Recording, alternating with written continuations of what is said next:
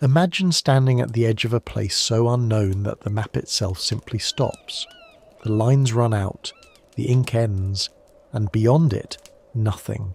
No rivers drawn, no mountains marked, just a blank white space where the rest of the world should be. Now imagine being the man who decides to step into it. His name was John Wesley Powell, and he had one arm. The other he had left on a battlefield years before. On a bright summer morning in 1869, he pushed 4 small wooden boats into the Colorado River and rowed straight off the edge of the known map, down into a canyon a mile deep that no one had ever travelled all the way through and lived to describe. 10 men went in with him. Not all of them came out, and the ones who died did not die the way you would expect. The river did not take them. They did not drown. They died after they escaped it, after they had climbed out of the canyon, up a mile of bare rock, toward what they believed was safety. And more than 150 years later, no one can tell you for certain who killed them, or why. Hold on to that. We're going to walk all the way down the river to it tonight, slowly, in the dark. But here is what they never quite tell you about this story. You've probably seen the version with the statue and the plaque. The brave one-armed explorer. The daring first descent of the Grand Canyon. The conquest of the last unknown corner of America.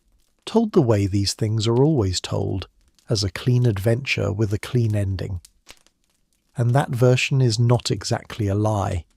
He really did go. He really did survive it.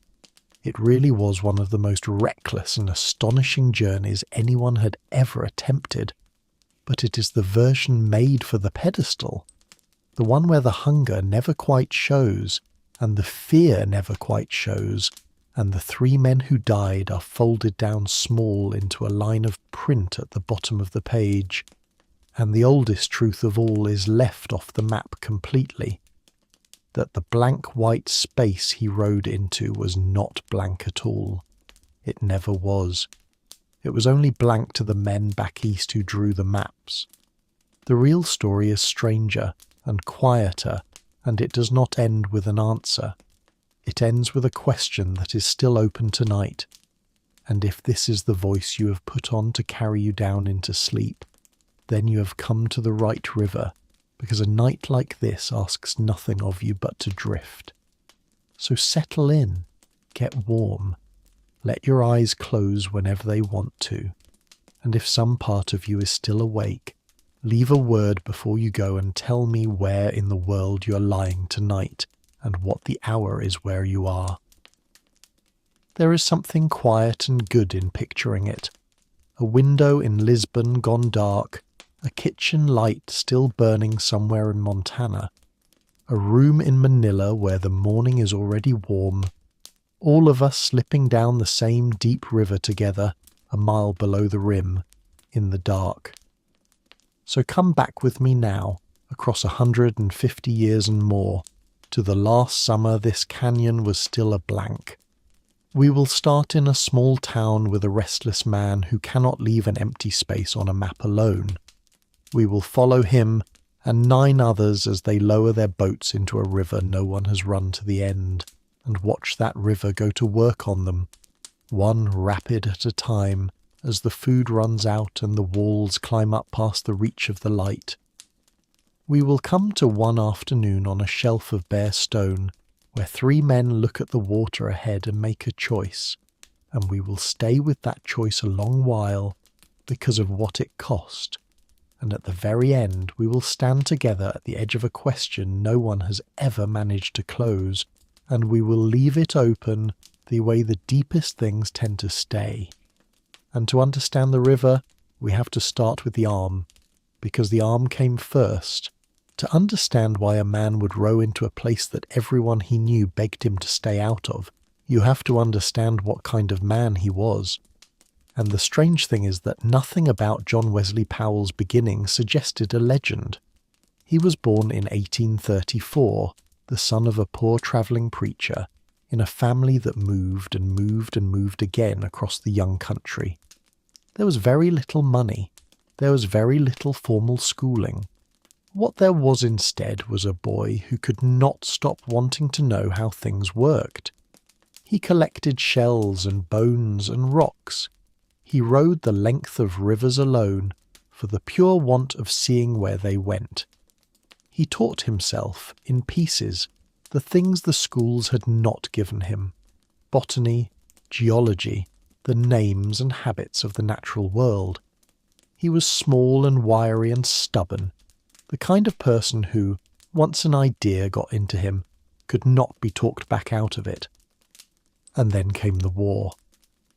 When the Civil War broke open the country, Powell went in as a soldier, and at a place in Tennessee called Shiloh, in the spring of 1862, in one of the bloodiest battles the continent had yet seen, he raised his right arm to give a signal, and a lead ball struck him in the wrist and travelled up into the arm. The arm could not be saved. In a field hospital, in the noise and blood of that enormous battle, it was taken off above the elbow. Sit with what that meant for the rest of his life. The wound never fully healed inside. For the rest of his days, the nerves in what remained of that arm would flare and burn. He learned to live with a pain that came and went and never entirely left. And here is the thing that tells you who he was. A one-armed man in that century in constant pain would have been forgiven completely for choosing a small, safe life. A desk, a quiet room, a gentle routine. He chose the opposite. He became a teacher of natural science. He led students out into the field. He climbed mountains with the one arm he had left. And somewhere in those years, standing on high ground in the American West, looking out over a country still full of unmarked places, an idea got into him that would not leave. There was a river out there, the Colorado, and along its length was the single greatest blank on the map of the United States. A place the country technically owned and had never seen. A mile-deep world of stone that no expedition had ever travelled through and come back from. Everyone knew the blank was there. No one had filled it in. And Powell, poor, self-taught, one-armed, in pain, decided that he would be the one to do it. Not with an army, not with the backing of a great institution. With a handful of men, 4 wooden boats, and a stubbornness that bordered on madness. Remember that stubbornness. It is going to carry 10 men into the most dangerous place left in the country, and near the end, on a bank of stone, it is going to become the thing that splits them apart. Now, why was this place still a blank at all? By 1869, the United States was not a young mystery anymore. Wagon trains had crossed the plains for decades. The railroad was being hammered together right across the continent. That very year, the Golden Spike went in and you could ride the rails from one side of the country to the other. The great map was filling up. The empty quarters were shrinking, and yet, right in the middle of the West, there remained this one enormous hole. A stretch of the Colorado River and the canyons it had carved that no one had travelled through. People had stood at the rim and looked down into it. People had crossed the river above it and below it. But the passage itself, the deep interior where the river vanished between walls that rose thousands of feet on either side, that was still white space, unwalked, unrun, unknown, and nature abhors a blank. So people filled it with stories. There were rumours, repeated in towns and around fires all across the region, about what waited inside that canyon, that somewhere in there the whole river simply plunged underground and disappeared into the dark, into caves no boat could follow, that there were waterfalls hidden between the walls, falls taller than any a man could survive, waiting around some bend to pour a boat and everyone in it straight down into nothing. that whirlpools could swallow a craft whole, that men had gone in before and were never heard from again, and the canyon had simply closed over them. Some of it was exaggeration, some of it was fear. But nobody could say for certain that any of it was false, because nobody had been through to find out. And that is the particular horror of a true unknown. It is not that the danger is known to be terrible, it is that the danger cannot be measured at all. You're not rowing toward a risk you can weigh. You're rowing toward a question mark a mile deep, with your food and your boats and your body all wagered on an answer no living person has. Powell himself gave that stretch a name that has stuck to it ever since. He called it the Great Unknown. But here is the first crack in the polished story, and I want you to feel it now, softly, because it is going to return before the night is over. The canyon was not unknown. It was only unknown to Powell, and to the mapmakers back east, and to the country that had drawn it as a blank. The people who lived in that country knew it intimately. For the southern Paiute, for the Hualapai, for the Havasupai who lived, who still live, deep inside a side canyon of that very gorge, this was not a blank at all. It was home. It was a known world with names for its places, trails along its rims, seasons and springs and side canyons understood across countless generations. There were people farming beside a blue-green creek at the bottom of that canyon, while Powell was still a boy collecting shells 1,000 miles away. The gorge that the United States called the last great mystery of the continent had been lived in, walked, named, and loved for a very long time before any American thought to row into it and call it discovered. Hold that quietly. The map said empty. The map was wrong. It is a small lie at first. By the end of the night it will be the whole story.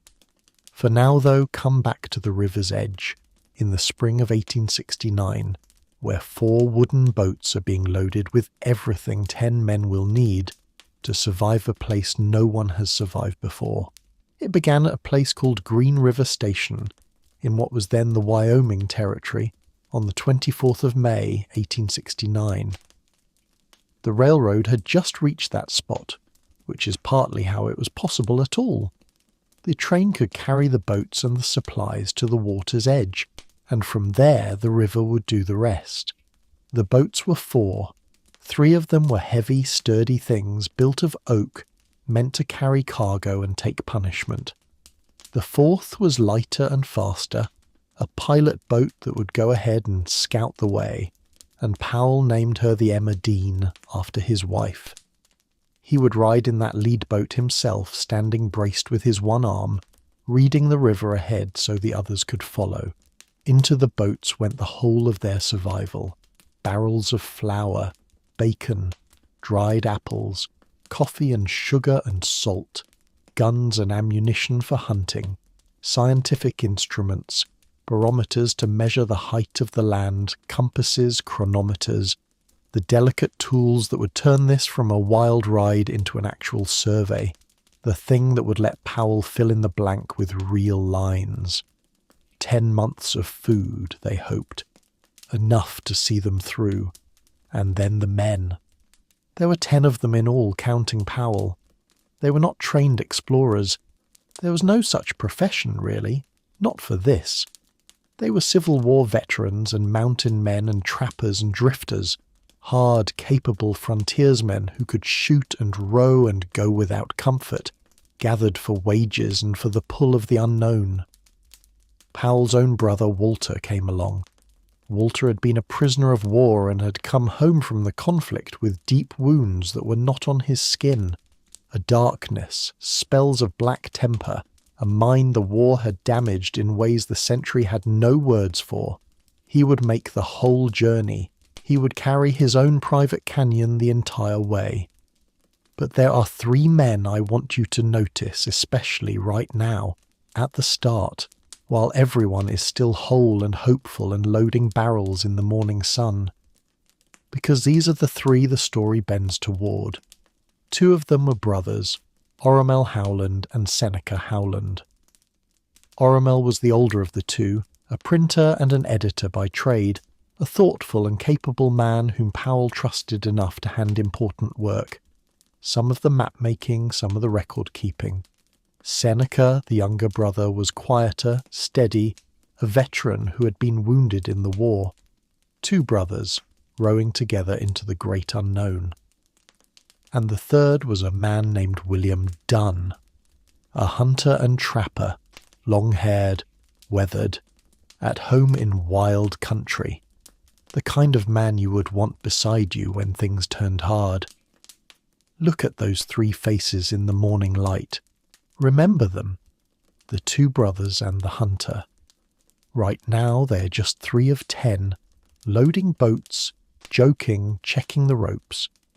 In 3 months, on a bank of stone deep inside the canyon, the 3 of them are going to make a decision that will end their lives and open a mystery that outlives everyone here by a century and a half. But they do not know that yet. No one does. It is a bright morning, the boats are loaded, and the river is waiting. They pushed off into the current, and almost at once the river began to show them what it was. For the first stretch, it was almost beautiful. The green river carried them south through country that opened and changed around them. High desert, red rock, walls that began, gently at first, to rise on either side. They floated into the first of the canyons. They gave the places names as they went, the way you do when you're the first of your kind to write them down. Flaming Gorge, for the way the setting sun lit the red cliffs on fire. There was hunting. There was time in the evenings to dry out and eat well and feel for a little while, like men on a grand adventure rather than men in a trap. The walls kept rising. The canyons deepened, and the river began to quicken. Then they came to a canyon Powell named Lador, and Lador is where the river stopped being a road and became an enemy. The water here dropped fast and hard, broken by rapids, stretches where the river piles over hidden rock and falls in white chaos, where the current moves faster than a man can think. The boats were heavy and hard to steer. The men were still learning how this river behaved, still learning to read the difference between water they could run and water that would destroy them. And at a rapid in Lador, one of the boats got it wrong. The boat called the No Name, one of the 3 heavy cargo boats, with 3 men aboard, was carried into a rapid it could not escape. The men in the lead boat watched it happen and could do nothing. The No Name was swept down into the white water, struck rock, swung broadside, and was torn apart. It smashed against the stone, broke, and threw its men into the river. Hold your breath here the way they must have.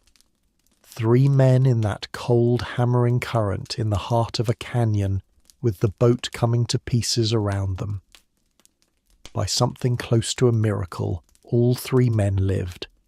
They were thrown against rock, caught hold, were pulled and clawed their way to a scrap of island in the middle of the rapid, and from there, with ropes and desperate effort, the others got them off. Not a man was lost, but the boat was gone, and with the boat went 1/3 of everything. Understand what that meant. The No Name had been carrying food and instruments and supplies, and most of it was now at the bottom of the river or shattered downstream. In a single rapid, 1/3 of their provisions were simply gone. The barometers, the instruments Powell needed to do the very science that justified the trip, were on that boat. Some, astonishingly, they would manage to recover downstream days later, salvaged from the wreckage caught on the rocks. A small mercy in a large disaster. They named the place Disaster Falls. They stood on the bank, soaked and shaking, and looked at what the river had done in a matter of seconds, and every man there understood something new. This was not going to be an adventure with hardships in it. This was going to be a fight for their lives, every day, with a thing that did not care about them at all, and they had just lost a third of what they needed to win it. And they were not even close to the worst of it yet.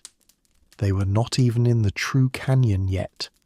The great unknown, the part with no name and no map at all, was still ahead of them, downstream, waiting. They had a choice, standing there. They could climb out. It was still possible this early to leave, to walk away with their lives. They chose to go on. One man, though, had seen enough. A little further down, at a spot where the river passed near a place where they could resupply and where a man could leave if he wished. One of the 10, a man named Frank Goodman, decided he was done. He had nearly drowned. He had looked at the river, and the river had looked back. He left the expedition there and stayed behind. 10 had started.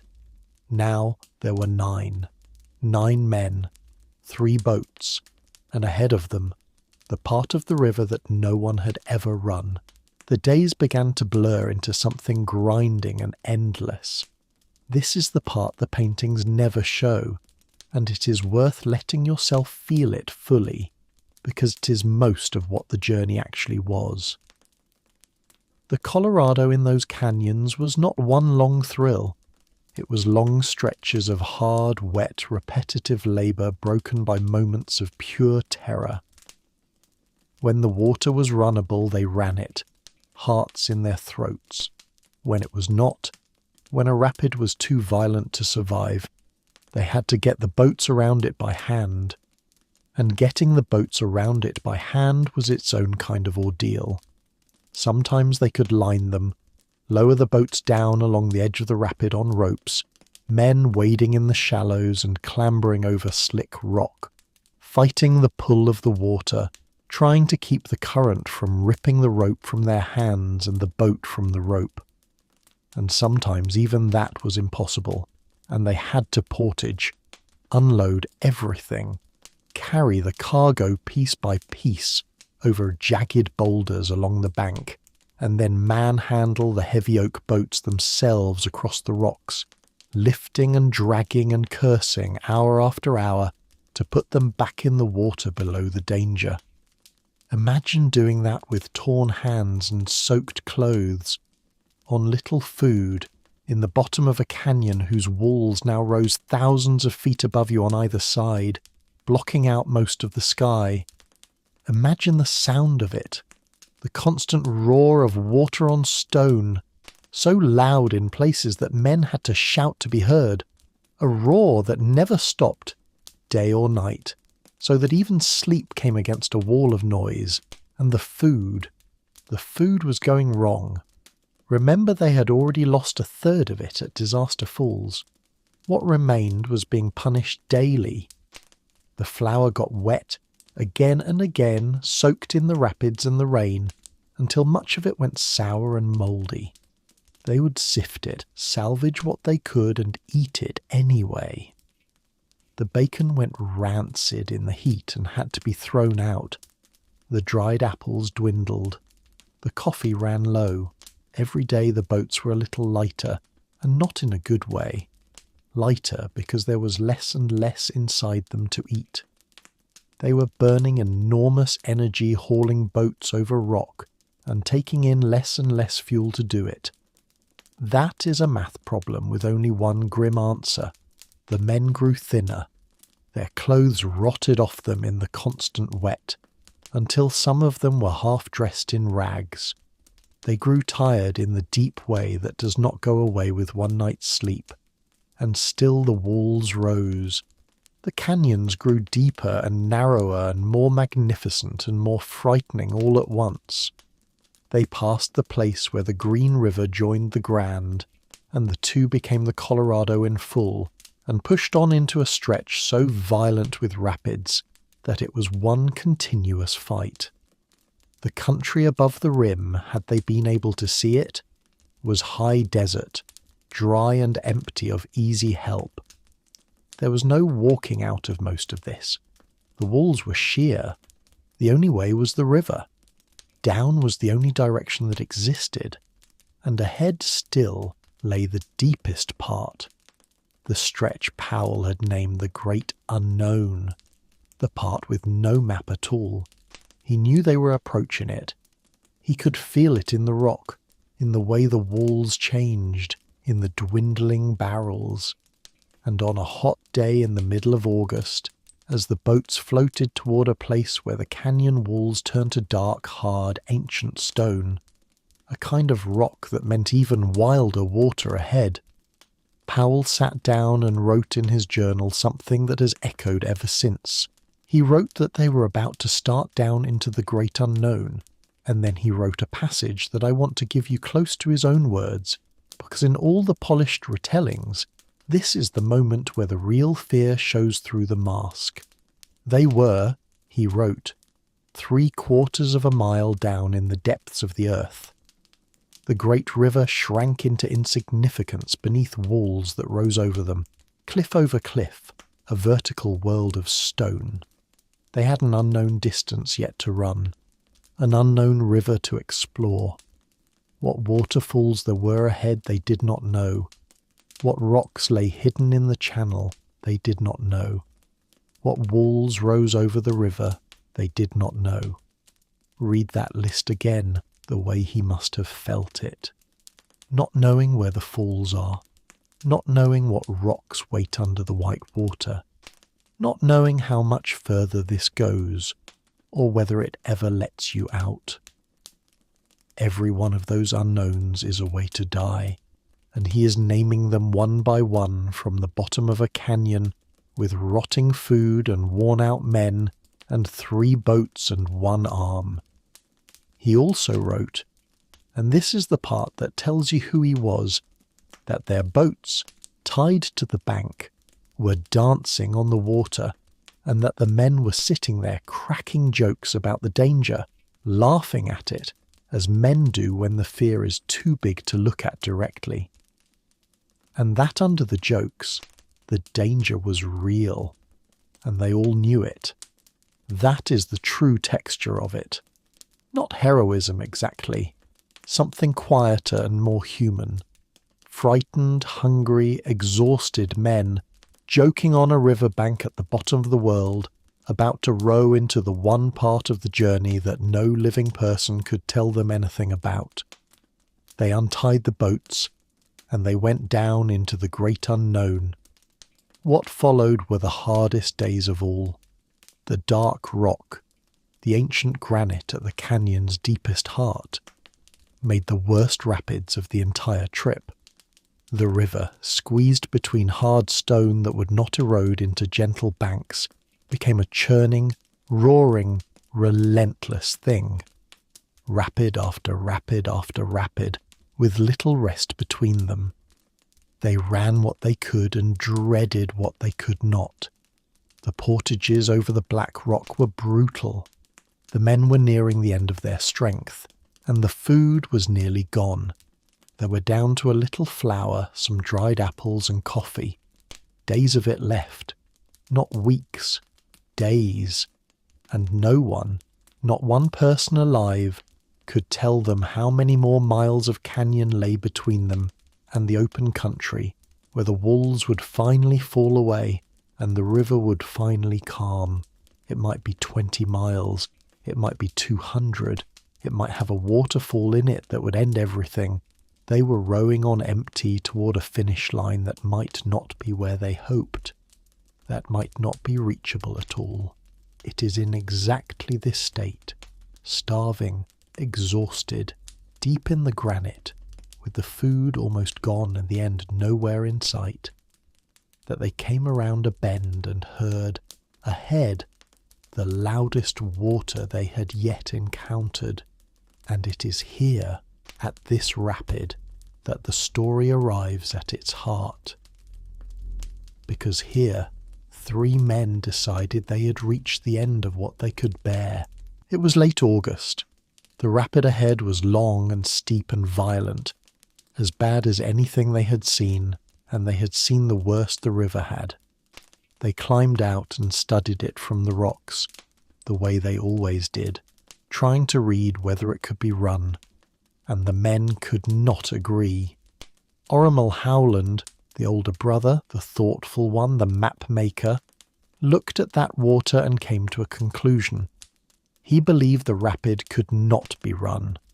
He believed that to put the boats into it was simply to die, right there, for nothing, at the very end, after everything. And he believed something else too. He believed that the canyon might go on like this for a long, long way yet, rapid after killing rapid, with the food already gone. And that the smarter path, the path that might actually save a life, was to stop fighting the river and leave it, to climb out. Up the canyon wall, a mile of hard rock to the rim, and then to strike out overland on foot north, toward the Mormon settlements they believed lay somewhere out there in the desert, where there would be people and food and safety. Powell disagreed. He wanted to run it. He had come this far by trusting that the river would let them out, and he believed, he hoped, that they were close to the end of the granite, close to open country, close to done. They argued. We do not have every word, but we have enough to know it was a hard, sober, painful disagreement, the kind that happens between men who respect each other and are both genuinely afraid. Powell tried to talk them out of leaving. He warned them that the overland route was its own kind of death, a desert on foot in that heat with almost no food through country none of them knew. But Oromel Howland had made up his mind, and his brother Seneca would not leave him. And William Dunn, the hunter, decided the same. The river had finally asked more than the three of them were willing to give, so it came down to a choice made on a bank of stone, deep in the earth, between two ways of maybe dying: run the rapid and maybe drown, climb out and walk and maybe die in the desert. There was no right answer. That is the thing to hold on to. There was no obvious mistake being made by anyone. Every man there was choosing, in good faith, the path he thought most likely to keep him alive. Reasonable, frightened, honest men, looking at the same terrible water and coming to different conclusions about how to survive it. The next morning, the parting came. The 6 who would stay with the river divided up what little food there was and tried to give the 3 who were leaving a fair share, and the 3 would take almost none of it. There was so little, and where they were going they could hunt, they said. The men who had rowed together for 3 months, who had pulled each other off rocks and out of rapids, who had starved together and joked on the river bank together, said their goodbyes. By more than one account, some of them wept. They did not expect any of them to see each other again, each group quietly certain that it was the other that was rowing or walking to its death. Powell left a written record behind and a letter, in case the men on the river were the ones who did not make it. The 3 who were leaving carried messages home, in case they were the ones who lived.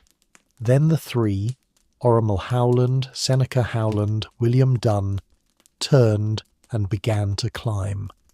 Up out of the canyon, up the mile of broken rock toward the rim, and the open desert beyond. And the 6 who remained pushed the boats out into the rapid that the 3 had refused to run. The place is called Separation Rapid to this day. Separation Canyon.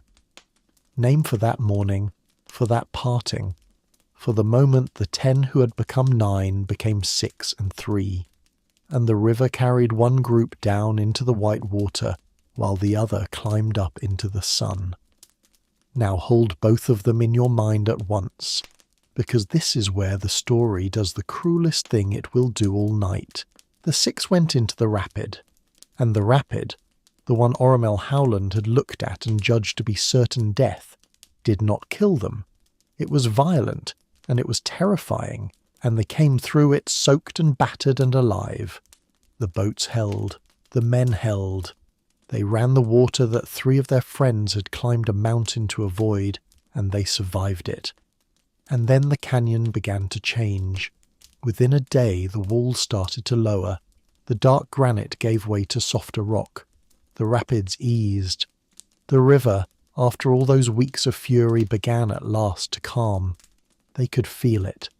The sense that the worst was behind them, that the great unknown was finally releasing them. 2 days. 2 days after the parting at separation, the 6 survivors floated out of the mouth of the Grand Canyon into open country. The walls fell away on either side. The river spread out wide and quiet under an open sky. They had done it. They had run the last blank space on the map of the United States top to bottom and lived. Near where a river called the Virgin joined the Colorado, they found people. A few Mormon settlers who had, remarkably, been asked to watch the river for wreckage, for bodies, for any sign of the expedition that the outside world had long since assumed was dead. The settlers pulled the ragged, half-starved, sunburned survivors out of the water and fed them. It was over. For the 6, it was over. They had come out the far side. Now go back up the canyon wall to the 3. Because here is the thing. The rapid did not kill the men who ran it, and the calm water was only 2 days away. If Oromil and Seneca Howland and William Dunn had stayed in the boats, if they had run that one more rapid, the one that looked like death, they would have been out of the canyon, safe, fed, and alive within 48 hours. They climbed out to save their lives, and in climbing out they walked away from safety 2 days before it arrived. That is the part that has never stopped aching in every honest telling of this story. Not that they died. Men died in that century in 1,000 ways. It is that they died reaching for safety, and that safety was so close, and that the choice which killed them was not a foolish one or a cowardly one. It was a careful, reasonable choice made by capable men, and it happened to be, by a margin of 2 days, the wrong one. They climbed the rim. They struck out across the high desert on foot, north, toward the settlements, exactly as they had planned, and they were never seen alive again. So what happened to them? This is the mystery at the centre of the whole story, and I have to tell you honestly before we go into it, we do not know, not for certain, not after more than 150 years of people trying to find out. I am not going to hand you a neat answer at the end of this because there isn't one. What there is 2 very different answers, and they point at 2 very different kinds of people, and the space between them has never been closed. Here is what is certain. The 3 men made it up out of the canyon.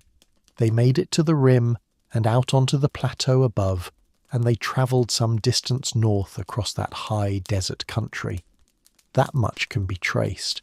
And then, out there, all 3 of them were killed. Here is the first answer, the one that came down to us first, the one in most of the old books. The traditional account is that the 3 men were killed by a band of southern Paiute, the Shivwits, who lived on that plateau. The story that reached the outside world roughly a year later was this, that a group of Shivwits came upon the 3 white men and killed them, having mistaken them for other men. Miners, the story went, who had recently wronged and killed a Paiute woman in the area. A case of fatal mistaken identity. Wrong men, wrong place, wrong moment. In a country where tensions between settlers and native peoples were high and violence in both directions was common, that account came to Powell himself. The following year, in 1870, he returned to the region, and with the help of a Mormon missionary named Jacob Hamblin, who spoke the language and knew the people, Powell said he sat down with the Shivwits, and that through Hamblin's translation they acknowledged the killings and explained the mistake. Powell wrote it down. he wrote that he could not hold it against them, that they had believed they were avenging a real wrong. And for a long time, that was the settled story. The 3 men killed by the Shivwits by mistake in a tragedy of misunderstanding. But sit with the shape of that account for a moment, because there is a problem inside it, and the problem is this. Every word of it reached the outside world through the mouths of other people. The confession, such as it was, came through a single translator, and that translator was not neutral. Which brings us to the second answer. There is another theory, and it does not point at the Shivwits at all. It points at the settlers. In this version, the 3 men coming down off the plateau, half-starved, ragged, exhausted, walked into one of the small Mormon settlements of southern Utah, a region that, only 12 years earlier, had been the site of a terrible thing. In 1857, at a place called Mountain Meadows, a group of Mormon settlers, in a climate of fear and religious tension and wartime paranoia, had massacred a wagon train of some 120 emigrants passing through. That horror lay over the whole region like a shadow. Outsiders were regarded with deep suspicion. Strangers appearing from the wilderness with a strange story could be seen not as lost travellers, but as spies or threats or witnesses to things better left buried. In this second theory, the 3 men were killed not by the Shivwits, but by settlers, men who saw 3 unknown strangers emerge from the desert, distrusted them, and killed them. And the story about the Paiute in this version was a cover, a way to place the blame on someone else safely, on people whose account no one back east would ever check. This theory is not just idle speculation. In the 1990s, a historian found a letter, an old letter, written decades after the events by a settler who had lived in that country, which, read a certain way, seemed to hint that local men had done the killing, and that the Indian story was not the true one. It is not a confession. It is not proof. It is a fragment, ambiguous, open to more than one reading. But it was enough to crack the old certainty wide open and to make serious people ask whether the story the country had believed for over a century had the wrong killers in it. So which is true? I want to be very honest with you here, because honesty is the only thing that makes a mystery like this worth lying awake over. We do not know. We may never know. The evidence for the Shivwits account is real, but it comes filtered through interested parties. The evidence for the settler theory is real, but it is thin and circumstantial and rests on the reading of a single ambiguous letter written long after the fact. Careful, honest historians have looked at all of it and come to different conclusions, and none of them can prove the case shut, and there is a quieter injustice threaded through even the question itself which is worth naming. In the traditional story, a native band carries the blame, a blame that, if the second theory is right, may have been placed on them precisely because they were the safe ones to blame, the ones whose side of the story the powerful would never be made to hear. We have Powell's account, we have Hamblin's translation, we have the settlers' letters. From the Shivwits themselves, across all these years, we have almost nothing in their own unfiltered voice. Whatever the truth is, it was written down from the start by everyone except the people accused of it. So the mystery is really 2 mysteries wrapped together. Who killed 3 tired men on a desert plateau in the late summer of 1869, and whether the answer the country wrote down was the truth, or a convenient place to set a truth too dangerous to keep. Both questions are still open tonight. You can carry them down into sleep with you. I cannot close them, and I will not pretend to. 3 men climbed out of a canyon 2 days short of safety, walked into the desert, and vanished into a question that has outlasted everyone who could have answered it. Let that sit. Now let us go back to the crack we noticed at the very beginning, the small one, the lie on the map. Because it grows, from here, into the largest truth of the whole story. The canyon was never empty. Powell rode into what the maps called the Great Unknown, and he was right that it was unknown. To him, to Washington, to the men who had drawn the blank. But that same gorge, in that same summer, was home. At the bottom of a side canyon, beside a creek the colour of turquoise, the Havasupai were farming, as their ancestors had farmed for generations, and as their descendants still do today. On the plateaus above lived the Hualapai and the southern Paiute, peoples who knew the trails and the springs and the seasons of that country in a depth Powell could not have matched in 10 lifetimes. The land he was discovering had names already. Every canyon, every spring, every crossing. It had been read and known and lived in for longer than the country that sent him had existed. And this is the part where I have to be fair to Powell himself, because he was not a simple villain, and the honest story is more interesting than the simple one. Powell, unlike many men of his time and his position, came to genuinely care about the native peoples of that region.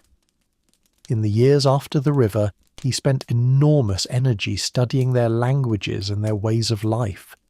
He went on to help found and lead the government's bureau devoted to the study of Native American peoples, and he fought, sincerely and against the grain of his age, against the casual assumption that these were primitive peoples with nothing worth recording. He believed their languages and cultures were treasures. He tried to preserve knowledge of them. By the standards of his century, he was, in this, a relatively decent and even enlightened man. And yet the maps he made, the survey he ran, the careful filling in of that last white space, all of it, whatever he intended, worked like a key turned in a lock. A place that has been measured and named and drawn can be reached by anyone who comes after. And the ones who came after Powell, following his lines down into that country, were mostly not scholars who loved the old languages. They were the men with claims to file and rails to lay and cattle to run, the whole heavy weight of a nation that had already decided this land was its to take. What Powell offered up as science became, in the years that followed, one more tool in the taking. He unlocked the canyon for a country that was never going to stop at the rim. Powell may have loved the peoples of that country. It did not save their country from being taken. A map is a wonderful thing and a terrible thing. It is knowledge, and knowledge, once written down, does not stay in the hands of the one who wrote it. It flows to whoever has the power to use it. And the power, in that century, did not belong to the Havasupai farming beside their blue-green creek, or the Shivwits on their plateau, or the 3 men accused of killing 3 others. It belonged to the country that had drawn the canyon as a blank, so that it could call the filling of it a discovery. The canyon was never a blank. It was only written down as one. And that first quiet lie on the map, the word unknown, laid over a place that was known, and walked, and loved, was where the taking began. There is one more thing Powell saw in that canyon, and it is the strangest of all because he saw it before anyone else, and no one listened, and it turned out to be the truest thing he ever said. He saw the water, or rather, he saw how little of it there was. Powell came out of those canyons, and out of the years of study that followed, with a conviction that set him apart from nearly every booster and politician of his time. The American West, he understood, was dry, deeply, permanently dry. Most of that vast country beyond the 100th meridian simply did not have enough water to be settled, the way the wet green east had been settled. You could not carve it into neat little farms and promise a family a living on each one. The rivers were few and the rain was thin, and the land could only support so much, and no amount of hope or hunger or national pride would change the amount of water that actually fell from that sky. So he wrote a report. He warned the country plainly that the West would have to be settled carefully, according to where the water actually was, that whole regions could never support dense farming, that the land had hard limits, and that to pretend otherwise was to set people up for ruin. He proposed that the country organise the West around its watersheds, around the real geography of water, rather than around straight lines drawn on a map by men who had never been thirsty there. And the country did not want to hear it. It was the wrong message at the wrong moment. The nation wanted the West to be a garden, endless and fertile, room enough for everyone forever. Powell was telling them the West was a desert with limits. Boosters attacked him. Politicians dismissed him. There was even a slogan going around, a comforting lie that rain follows the plough, the fantasy that simply by farming the dry land, settlers would somehow summon the rain to come. It was nonsense. Powell knew it was nonsense. He said so. And he was pushed aside, his warnings shelved, his survey's funding cut, his caution buried under the country's hunger to believe in endless plenty. They settled the West anyway, the way they wanted to, against the water instead of with it. And here is the ghost of it, the part that reaches all the way to tonight. Powell was right. Everything he warned about, the fights over scarce water, the rivers drained dry, the land pushed past what it could bear, the dust and the drought and the endless quarrels over who gets the last of a river that was never big enough for all the promises made about it. All of it came more or less exactly as he said it would. More than a century later, the American West is still living inside the argument Powell tried to have and lost. The reservoirs behind the great dams on his own river, the Colorado, sink lower and lower. The water he warned there was not enough of is fought over harder every year. He rode into a blank space to fill it in with truth. And the biggest truth he brought back, the one about the water, the one that mattered most for the future, was the one the country most refused to hear. So there are two ghosts in this story, in the end. There are the three men who climbed out of the canyon and vanished into a question no one can answer. And there is the warning Powell carried out of that same canyon, true and unwelcome, ignored for 100 years and haunting the West still. One ghost we cannot solve. The other we could have solved and chose not to. I am not sure which is sadder. Before we come back one last time to the three men and the question they left us, I want to linger a little longer down in the canyon, because there is something we have not asked yet, and it is worth asking in the dark. How do we know any of this at all? Think about it. How do we know what a starving man felt on a riverbank 150 years ago, at the bottom of a mile-deep gorge, with no one in the whole world watching? How do we know about the argument at separation, or the jokes on the bank, or the mouldy flower, or the exact shape of the fear? We know because some of them wrote it down. This is the quiet miracle underneath the whole story. Down there, in the wet and the exhaustion, at the end of days spent hauling boats over black rock, several of these men sat by the fire and kept journals. Think about what that took. Pencil stubs worn to nothing. Paper that had been soaked in the rapids and dried by the fire and soaked again, until the pages were warped and stained and barely holding together. Hands too tired to hold a pen, holding it anyway. Writing by firelight at the bottom of the earth, because some part of them understood that if they did not set it down, it would be as if it had never happened at all. Powell kept a record, but so did others. A man named Jack Sumner, a hunter and boatman, hard and observant, kept his own account. A man named George Bradley kept a journal that is one of the most honest things to survive the trip.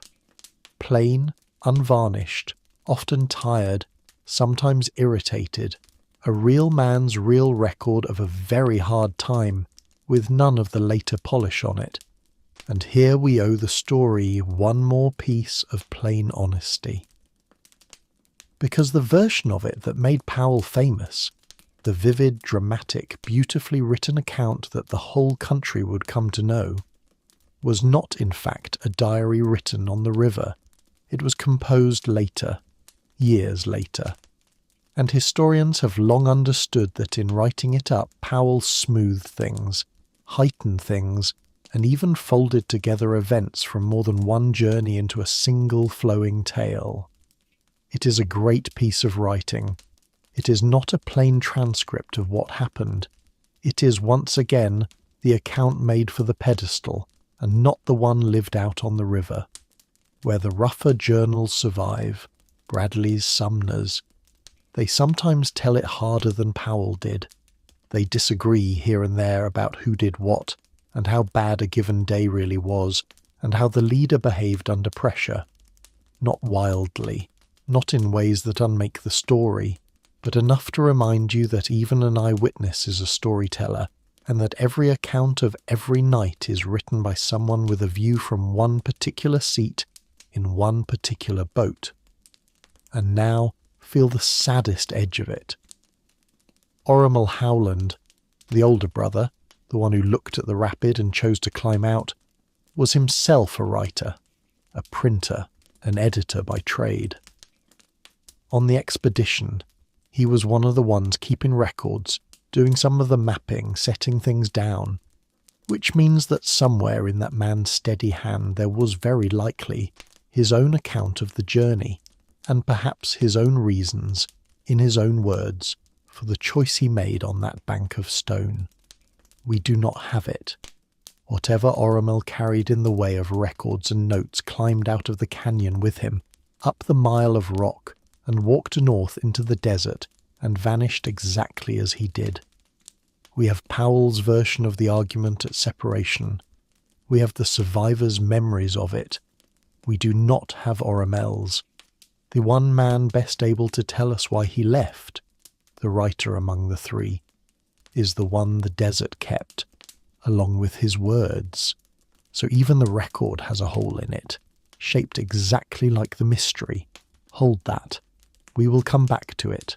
While the men were down in the granite, fighting for their lives one rapid at a time, something strange was happening far above them, out in the world they had left behind.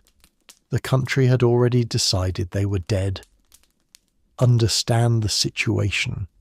For months, the expedition had been beyond the reach of any news. They had dropped off the edge of the map and the edge of the mail both. No word came out of the canyon, because no word could. And into that silence, as silence always does, the world poured its fears. If nothing had been heard, the reasoning went, then surely the worst had happened. Surely the river no one had ever run had done what everyone said it would do. Surely they were gone. And then it got stranger, because into that silence stepped a liar. A man appeared, a stranger named John Risdon, who began telling people that he was the sole survivor of the Powell expedition. He had been there, he said. He had seen it happen, and he described it in terrible, convincing detail. How the boats had been caught in a great rapid, how they had capsized, how the men had gone under one by one, how Powell himself had drowned before his eyes, how he alone had somehow crawled out of the river alive to carry the awful news. He told it well. He told it with the confidence of a man who had been there. He had never been there. He had never been within 1,000 miles of that river. He had invented the whole thing, every death, every detail, and he was using it, travelling about, collecting the sympathy and the small kindnesses that people give to a lone survivor of a famous tragedy. But the story spread before the lie was caught. It reached the newspapers. It travelled across the country. The Powell expedition, readers learned, had perished in the canyon. All hands lost, and now feel the sharpest part of it. Somewhere out east, a woman read that news. Her name was Emma Dean Powell. Powell's wife, the woman he had loved enough to paint her name on the side of his lead boat, the Emma Dean, so that her name went down every rapid with him. She read, or was told, that her husband was dead, drowned in a canyon at the bottom of the world. She had let him go into that blank space on the map, and now the world was telling her that the blank space had kept him. Sit with her for a moment, in that room, with that news, and then the reversal. Because he was not dead, he was, at that very moment, still alive, still in the canyon, or just coming out of it. He had actually managed, at points along the way, to send letters out through the settlements and agencies the party passed near, so there was a trail of evidence that he'd been alive well past the date of his supposed drowning.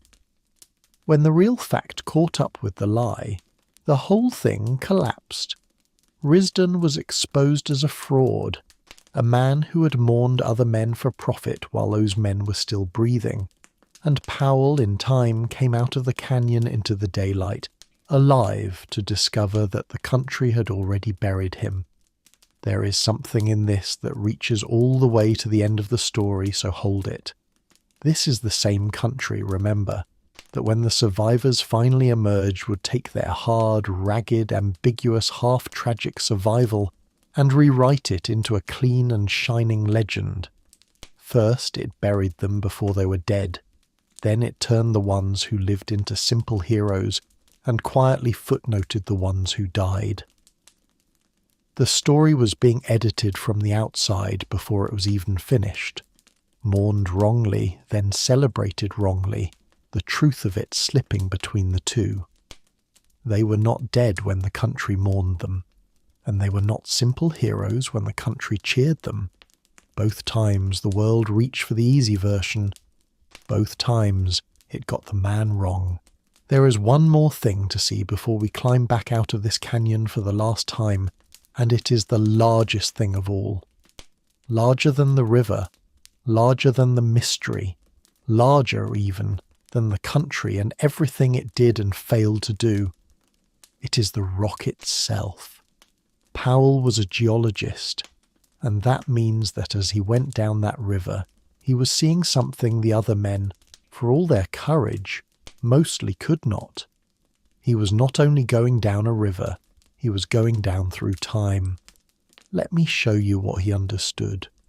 The walls of that canyon are not one thing, they are layers, hundreds of them, stacked one on another, and each layer is a page, and each page is older than the one above it. At the rim, where you might stand today and look down, the rock beneath your feet is already older than the dinosaurs. And as the boats went down, and the walls rose higher and higher above them, they are passing backward through the ages of the earth, layer by layer, deeper and deeper into the past with every mile of falling water. And at the very bottom, remember the dark rock, the black stone that made the worst rapids, the granite in the heart of the great unknown that nearly killed them all? That rock, the deepest and hardest and most dangerous, is also the oldest. It is among the most ancient stone exposed anywhere on the surface of this planet. Not thousands of years old, not millions, on the order of 1.5 billion to 2 billion years old. Stone that was already unimaginably ancient before there was anything alive on land at all, before there were fish, before there were leaves. So when those starving men were fighting the worst water of the whole journey, they were doing it walled in by the oldest rock they would ever touch. The river had cut down so deep that it had reached the basement of the world, and they did not know it. They only knew the rapids were terrible there. They could not see that the reason the stone was so hard, so unyielding, so merciless to their boats, was that they had floated all the way down to the foundation of the continent itself.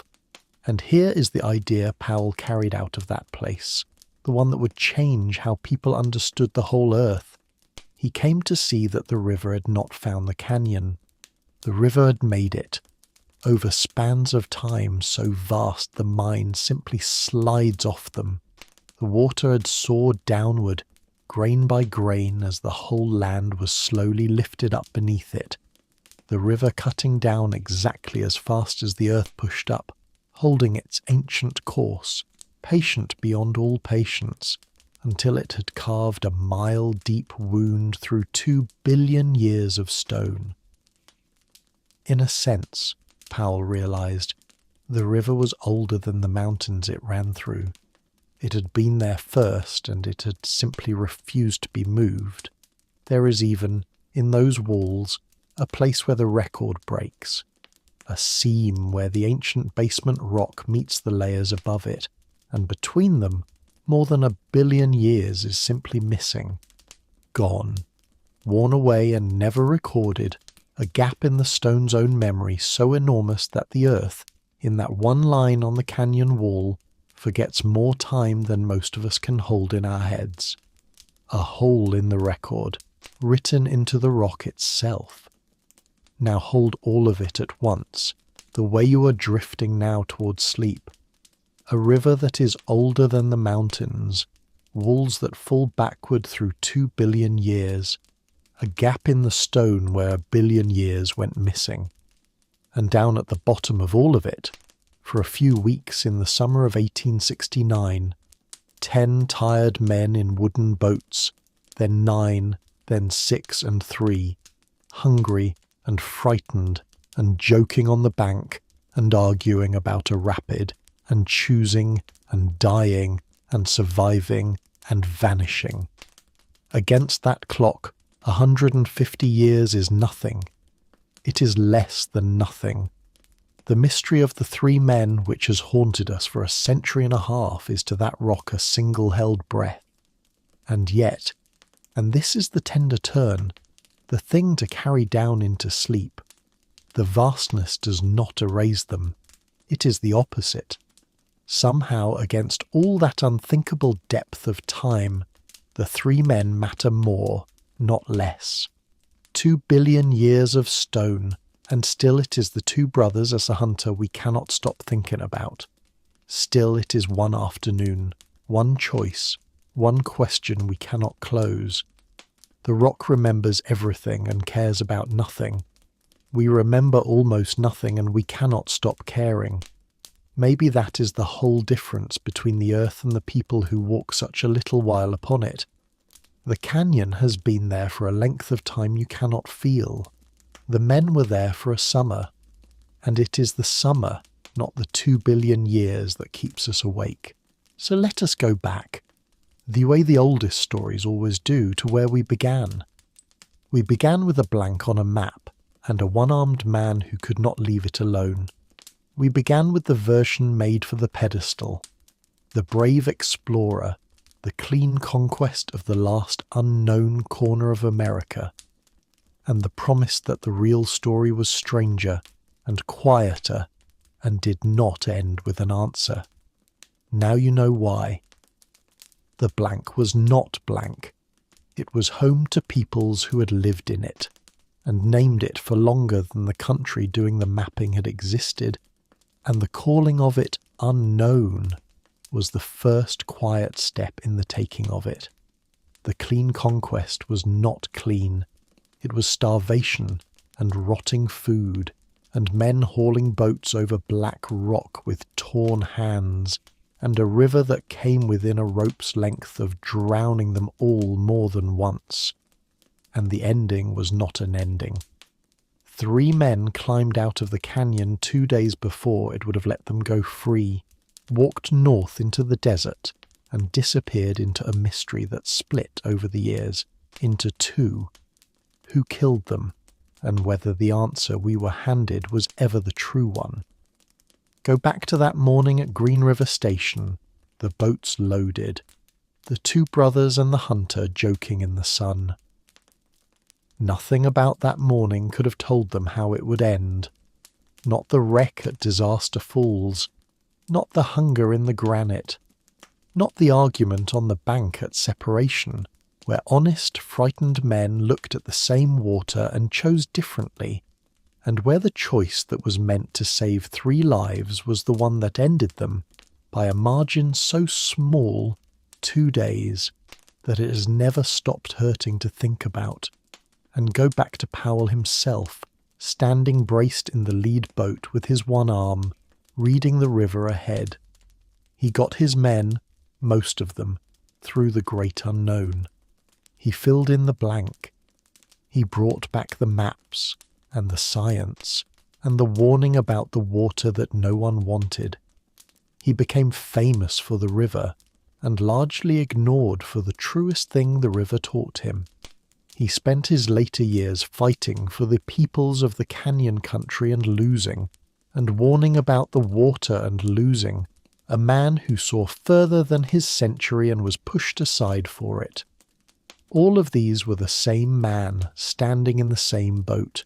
He was brave and he was reckless. He loved that country, and his loving it did not keep it safe. He was among the more decent men his hard century produced, and he still turned the key that let everything else come in behind him. You are not being asked to settle which one he really was lying here in the dark. He was all of it at once. You can let him be. That is what he found in the Grand Canyon in the end. Not a clean adventure, a truth. The truth that the land was not empty, that it belonged to others, that the country behind him meant to have it anyway. And, threaded through all of it, 3 friends who climbed toward safety and never arrived, and whose fate is still, tonight, an open question in the dark. So let it all go quiet now, the way the river itself went quiet once the walls finally opened out and let it rest. Some of what we found tonight will not resolve, and that is all right. You can let those open questions float off with you as you go under, the way a boat rides an easy current when there is nothing left to pull against. What did Oromel Howland see when he looked at that rapid and judged it could not be run? And was it fear that spoke, or wisdom that happened, by 2 days, to be wrong? What did the 3 of them talk about climbing that mile of rock toward the rim, believing they had chosen life? Who was waiting for them, out there on the plateau? And did the story the country wrote down about it have the right names in it, or the safe ones? And what would Powell have given, in all his long years afterward, fighting his losing fights, to know for certain what became of the 3 men he could not talk out of leaving? We will never know. The men are gone. The 3 who climbed out are gone. The 6 who ran the rapid are gone. Powell is gone, with his maps and his warnings and his one arm. The people who could have answered the question in their own true voices were never asked or never heard. But the canyon is still down there tonight.